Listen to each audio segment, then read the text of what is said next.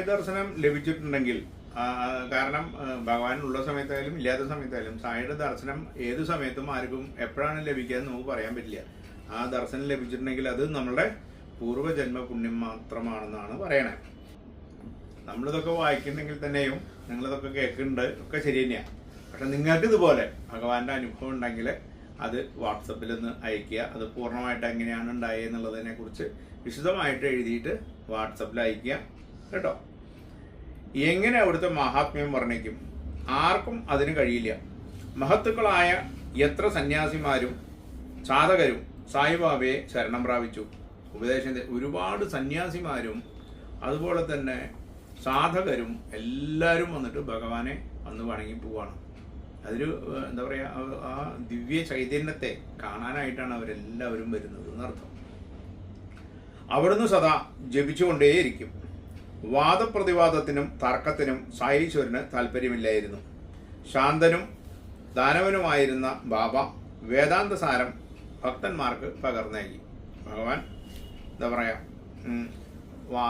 വാദപ്രതിവാദത്തിനെന്ന് പറഞ്ഞാൽ തർക്കിക്കുക, ആ പരിപാടിക്കൊന്നും ഭഗവാൻ നിൽക്കാറില്ല. ഭഗവാൻ വളരെ ശാന്തനായിട്ട് ജപിച്ചുകൊണ്ടേയിരിക്കും. എന്താ ജപിക്കണേന്ന് ഭഗവാൻ തന്നെ അറിയുള്ളൂ. അതേപോലെ തന്നെ ഭഗവാന്റെ മുമ്പിൽ വന്നിരിക്കുന്ന ആൾക്കാർക്ക് ഭഗവാൻ പറയുന്നത് എന്തോ അതാണ് വേദാന്തം. ആ വേദാന്ത സാരത്തെ നമ്മൾ ഉൾക്കൊള്ളുക, അത്ര തന്നെ. ആരാണ് ഈ ബാബ? ആർക്കും അതിന് ഉത്തരം പറയാൻ അവസാനം വരെ കഴിഞ്ഞിരുന്നില്ല. മനുഷ്യവേഷം ധരിച്ച ദേവനായിരുന്നു അവിടുന്ന്. എല്ലാം അറിഞ്ഞ് ഒന്നും അറിയാത്തവനെ പോലെ അവിടുന്ന് പെരുമാറി. ചില വേളകളിൽ നമ്മളുടെ അത്യന്തം രഹസ്യങ്ങൾ അവിടുന്ന് വെളിപ്പെടുത്തുമ്പോൾ ആ സർവജ്ഞത ഓർത്ത് നാം വിസ്മയിച്ചു പോകും. ഭഗവാന്റെ അടുത്ത് ഭഗവാൻ ആരാണ് എന്താണെന്നും ആർക്കൊന്നും അറിയില്ല, അത് അവസാനം വരെയും അറിയില്ല.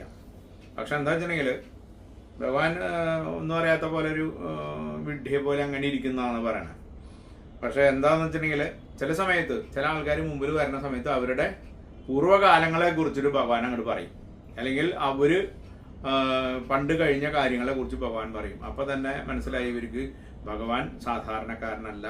കാരണം ഇവരുടെ എവിടെയോ എപ്പോഴോ നടന്ന കഥയെക്കുറിച്ചാണ് ഭഗവാൻ അവരോട് ചോദിക്കുന്നതും പറയുന്നതും. അപ്പൊ തന്നെ എല്ലാവർക്കും അത് വളരെ അത്ഭുതമായിട്ട് തോന്നി. ജ്ഞാനമൂർത്തിയായിരുന്ന ബാബ ഇഹലോക ബഹുമതികളെ ഗൗനിച്ചിരുന്നില്ല. ശ്രുതിവാസികൾക്ക് അന്നു മുതലേ അവിടുന്ന് അവതാരമൂർത്തി തന്നെയായിരുന്നു. നമുക്കിപ്പോൾ സമ്മാനം കിട്ടുക അങ്ങനത്തെ ഒരു പരിപാടിക്കും ബാബയ്ക്ക് താല്പര്യം ഉണ്ടായിരുന്നില്ല. ഭഗവാൻ ശ്രുതിയിലെ ദേവനായിരുന്നു. എല്ലാവരും ആരാധിക്കുന്ന